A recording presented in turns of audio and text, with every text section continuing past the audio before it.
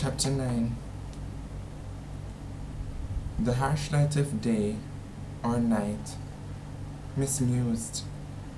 The harsh light of waking was upon her. Instead of the shame and the disgust she should be feeling, she was treated to a big, warm hand massaging her back until she was boneless and a heap of bliss.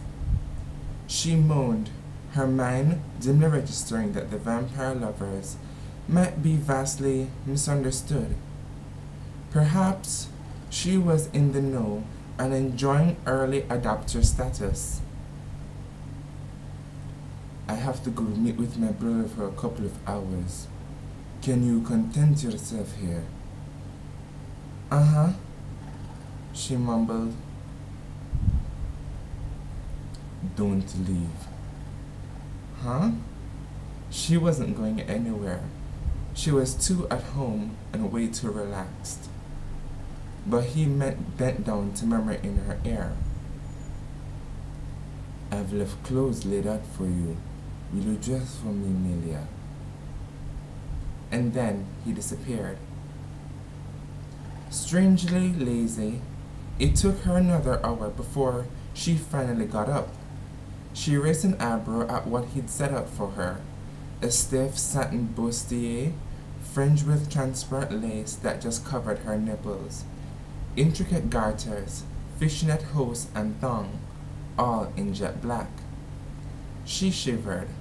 General Roth had a wicked streak. He wanted her to dress for him, and she didn't have a problem with doing that. She was pleased that someone would finally enjoy her fabulous silken lace, and it made a huge difference that he'd asked when he could have simply commanded. But as she soaked in the bath, she mused that she was still in a position where she had to depend that he would continue to show the same considerations, which was intolerable for a creature like her. She'd half expected her sisters to have arrived already. Nyx often could find her, but knew if they hadn't come by now, she would have to win her freedom with her own tools and talents. He'd said he would return the chain when he was confident she would never leave. How hard would it be to act as though she wanted to stay forever? She dried off, tilting her head at the laundry laid out. Why not use seduction to let him think she desired him above all others for all time? Play at love and act at surrender. She was smooth. As she smoothed the hose up her legs, she wondered if deception had ever sounded so delicious. She began trembling as she donned the bustier, and the material at the top silkened over her hard nipples so sweetly. She was already wet with anticipation. After dressing, she lay on the bed, fantasizing about him inside her, as his big hands worked her body. Would he drink her? She pictured him driving into her from behind, the length of his body stretched over her to take her neck as well. She began trembling as she donned the bustier, and the material at the top skimmed over her nipples so sweetly. Her fingers found their way down her belly and into her panties. He was supposed to be back soon, but did she really care if he caught her? She already done it for his pleasure. And what would he do if he found her like this and didn't like it?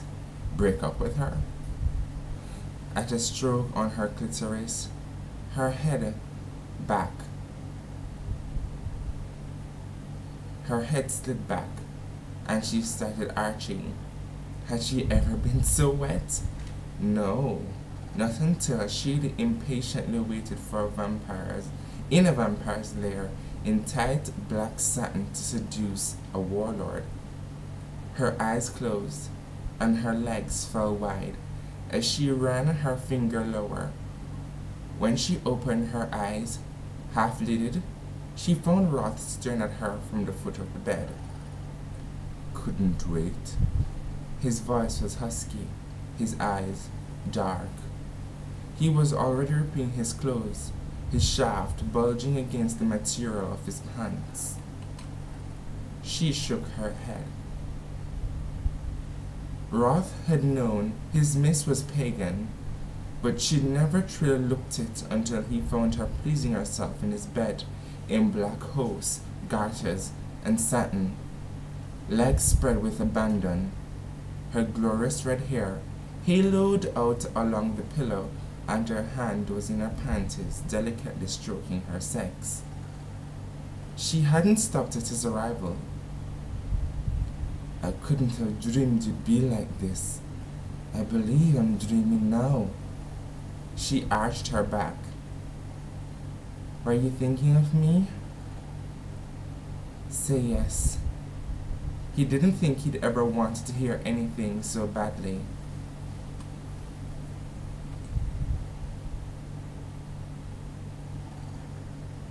Her whiskey voice was sexy as her body. Yes, Roth. He groaned. What were you thinking of?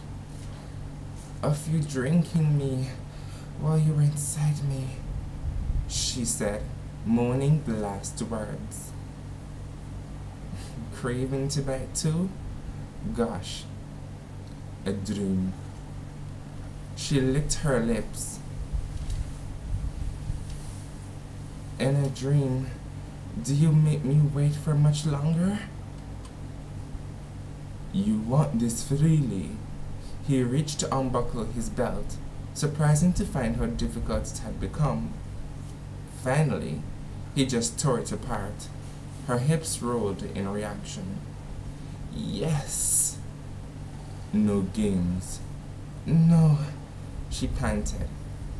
Just need you inside me. Your body wants to be fucked. She gasped, her fingers teasing quicker. Yes, but me.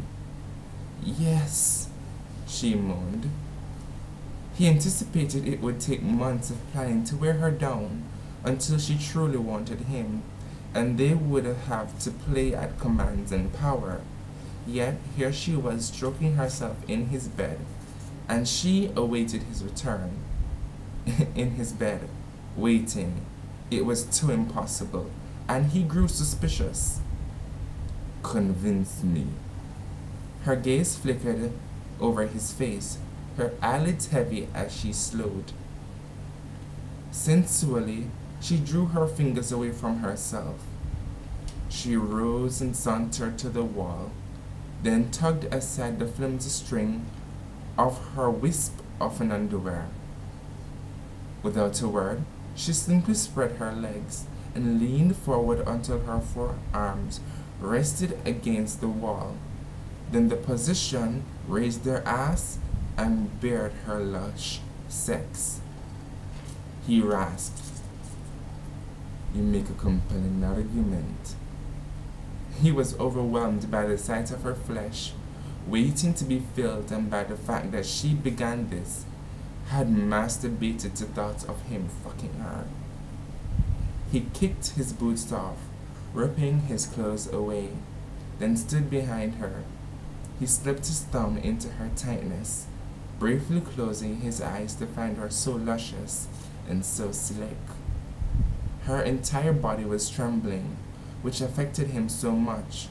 With a groan, he replaced his thumb with one, then 2 fingers. In a dream, I do fuck you, but I start slowly, feeding my cock into you inch by inch. When you're dripping wet and ready, I fuck you with all the strength in my body. With a little cry, she bent down more, raising her ass up higher. What do I do? She breathed. You come again and again from no command, just from pure pleasure. He spared her. He spread her, grasped himself, then fought not to plunge into her. When the head touched her dewy heat, he shuddered violently from the battle, but wouldn't reward his gift from her by hurting her tight little sheath. Yet the head was barely inside her when lightning exploded outside. Because she was already coming, claws furrowing into the wall, gasping, "Wrath, no, please." "I am," he groaned, clutching her hips, straining his every muscle to enter her slowly, to make this good from her, for her. His eyes widened when he felt her claws sink into his ass to yank him into her. "Hard," she growled in a throaty voice. "Don't hurt," he choked out, and then with an answering growl, he thrust into her, forcing his cup through the squeezing spasms of her orgasm, as through and through a tightened fist. Even when he was seated deeply, she continued to climax around him. He could have stilled and let her body milk him, but he wanted to fuck her, to take her so fiercely she would forget any other man, to brand her as his own. He clutched her hips, withdrew, then rocked into her, hitting the hard end of her sex. "Yes!" she cried. "Can you know what this does to me?" he rasped, grinding his hips, staring into her. She moaned, hanging onto the wall. "To see your finger yourself, to thoughts of me." He withdrew completely, then fell into her with another brutal thrust.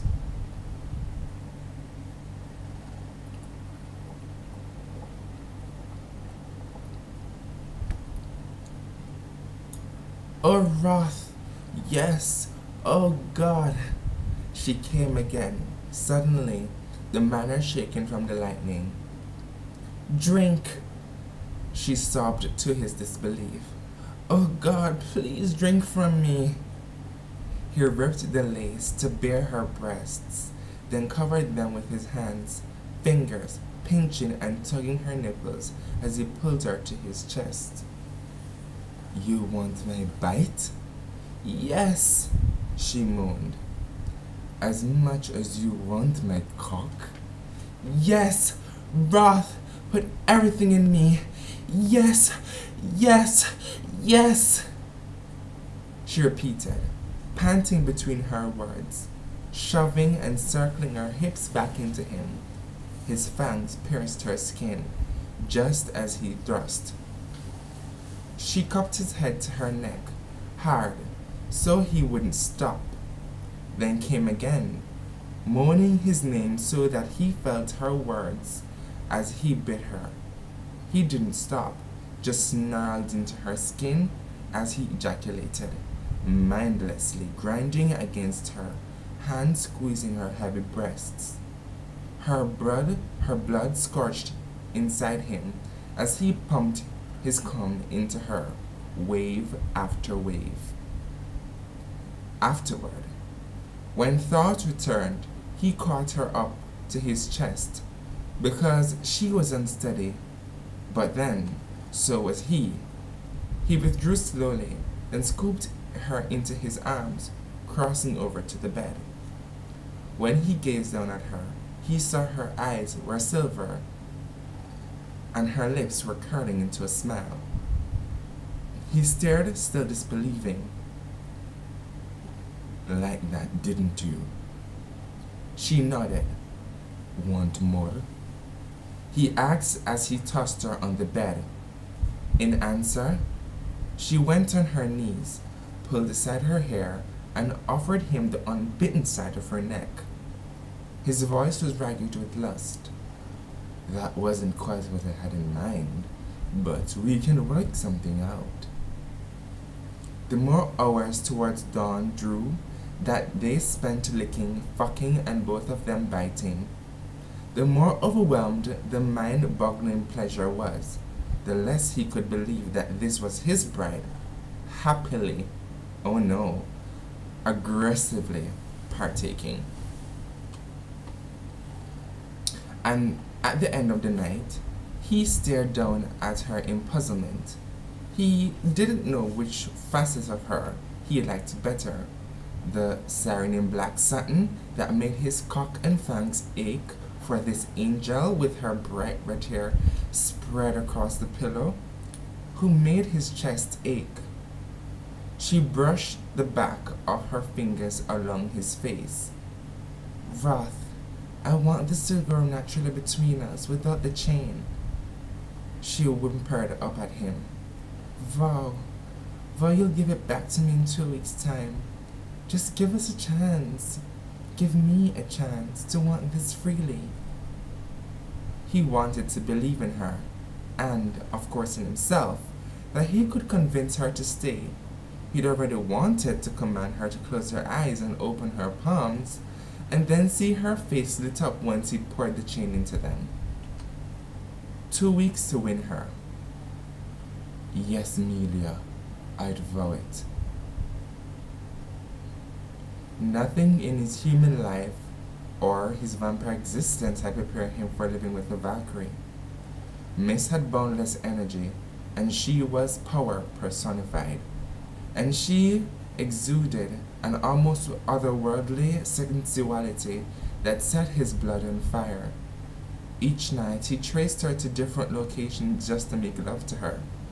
He'd had her against the foot of a pyramid, gazed in awe as she rode him in a moonlit beach in Greece, licked her sex beneath a redwood until she begged for mercy. Throughout these nights, once he and Miss had worked the edge off their need, they talked for hours and he learned more about her and her kind. He'd given her the cross she'd admired at a black. Then, when the jewels glinted in their room's gaslight, she remained to go, or she seemed to go, in a trance. Finally, he covered it, and once she'd shaken herself, she admitted,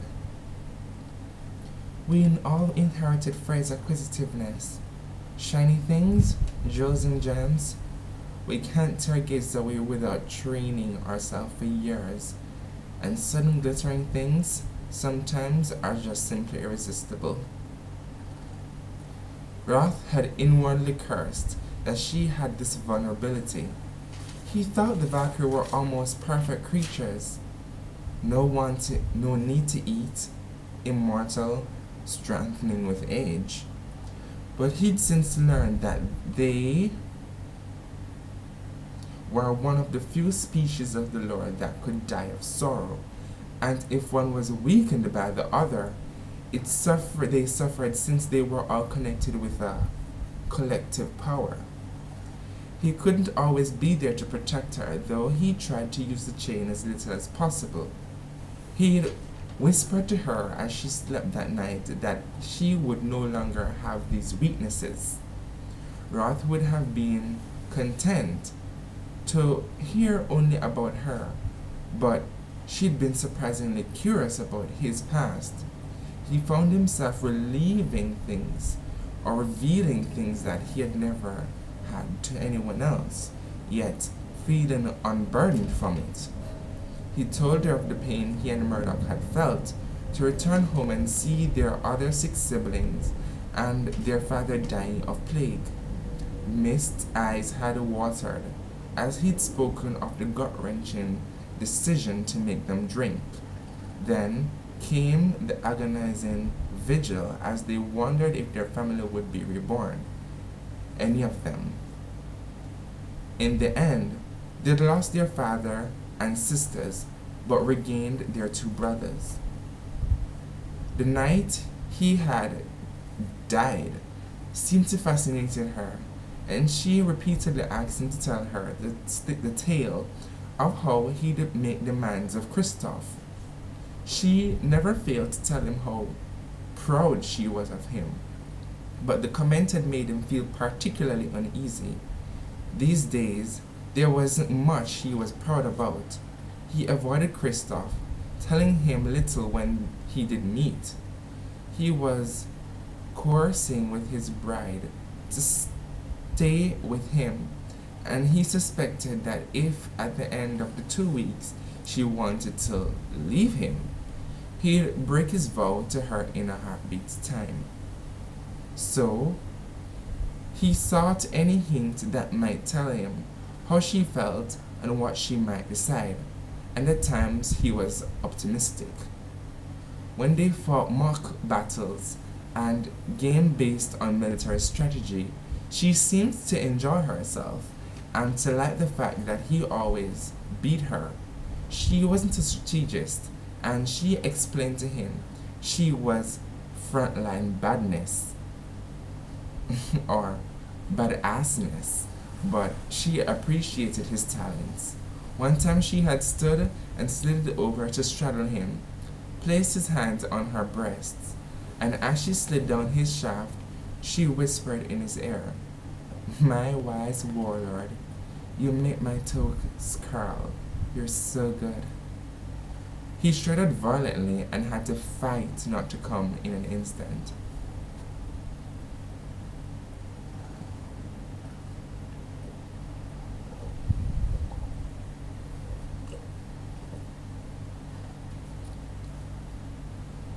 In fact, she seemed to delight in every reminder that he'd fought and warred.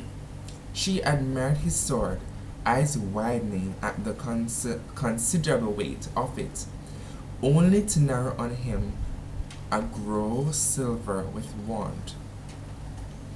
Her eyes had only flickered silver, and he went hard as iron. And last night, as they lay spent on the bed, he finally asked her, "What do you find attractive about me that could possibly compete against a demigod with a mind-shattering kiss?" Without hesitation, she answered, "Your scars." His brows drew together in surprise.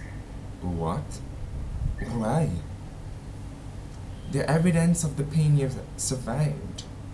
Pain survives builds strength. That's what we Valkyries believe." She traced down his stomach. "Is this the one that killed you?" "Yes." "Then this one I admire the most." She brushed her lips so tenderly over it. "It brought you to me."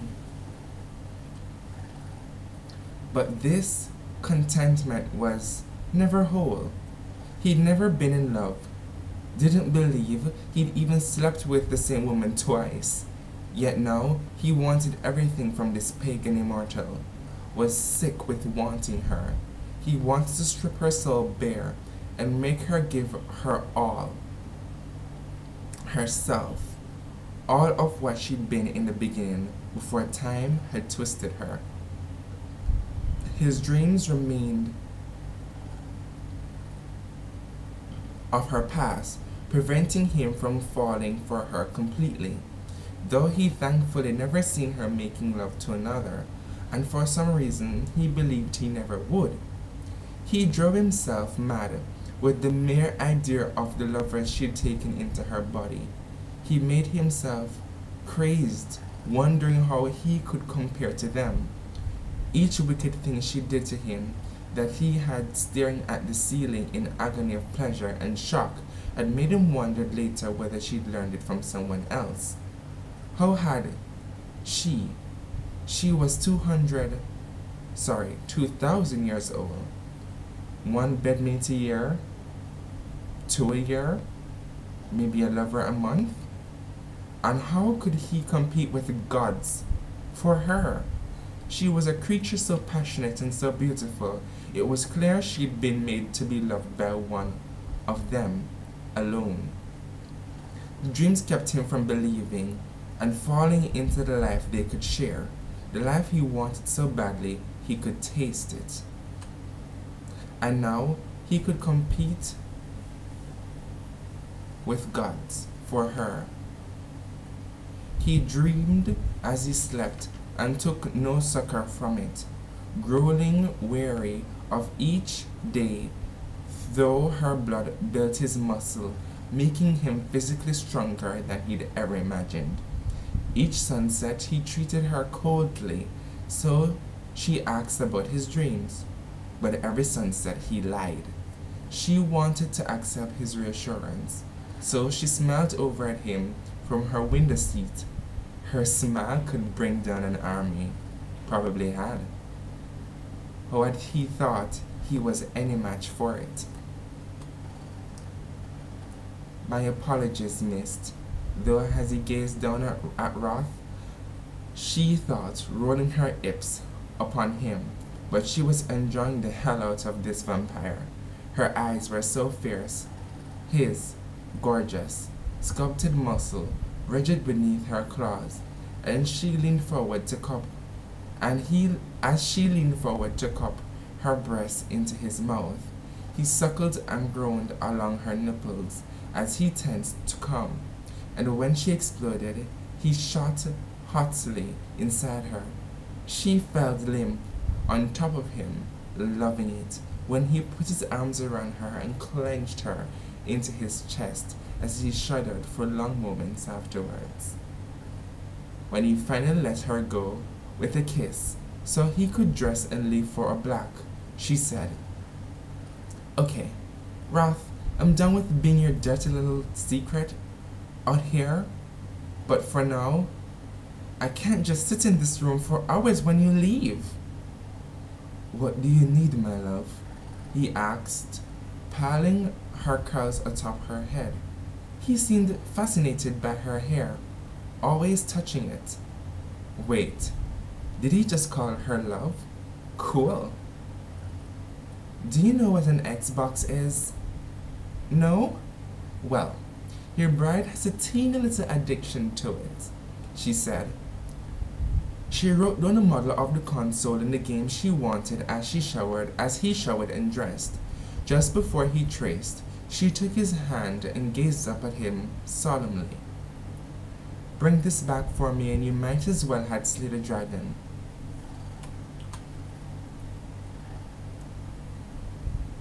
As she waited, she painted her toenails. Valkyries loved painting their toenails, since it was the only way they could seem semi-permanently altering to their appearance, and reflected on how easily she'd settled in hair. In fact, there were only 3 things that prevented her from being truly comfortable in this situation. The first being, though they traveled mostly by night, he wouldn't take her to meet his friends and family and wouldn't let her see hers either. He explained that he wanted her undivided attention for these 2 weeks. She suspected he was waiting until their relationship was cemented, which he believed would be in 3 days, the end of what she called the 2-week vampire demo. Had it resulted in a sale? She knew it wouldn't mean parenthood in the lore and having to give up her family. She could just imagine bringing Roth to the coven. Her sisters would thank her for the surprise and then pounce on him, swords and claws flying with glee. As twin sister to Fury, Kara alone would fight him to the death, and simply for what he was. And though Roth was incredibly powerful, Kara was quick, with thousands of years more experience, and a boiling hatred of a separated twin. The 2 of them together would be like Godzilla versus Mothra, or some kind of serious epic shit. Her second coven was her war for him. He often traced to a black, and each time she wondered if he would face some faction of the lore intent on killing him just for being a vampire. She believed him when he told her of Kristoff's agenda and saw no conflict of interest with her coven. So, call an awful person, but she turned an informant teaching him how to protect himself. Her third beef was that each sunset, when they woke, he was unbearably, surly, and curt with her. She feared he'd see memories of her, flirting with or even making love, though Nix had once told her that recipients of visions never saw things they couldn't recover from, and unusually only witnessed major life-changing events. He'd assured her again and again that it was nothing, but Miss grew suspicious. Yet, she could tolerate his moods because he spent the rest of the night treating her like a queen. Just when her toenails had dried, he returned with the Slay Dragon and its attendant games and set them at her feet. He looked at her with his brows drawn, like he had missed her, and her heart did funky twisting things in her chest. The simple impulse came to jump him. So she did. Only after he'd squeezed her up in his arms did she realize she'd run to go within them. And we all know what that means. Oh my god. Mist is such a hoe. She opens her legs because a guy buys her an Xbox? I don't know, probably I would too. Alright guys, subscribe, comment, rate, like, and until next time, chapter 10. Ta-ta.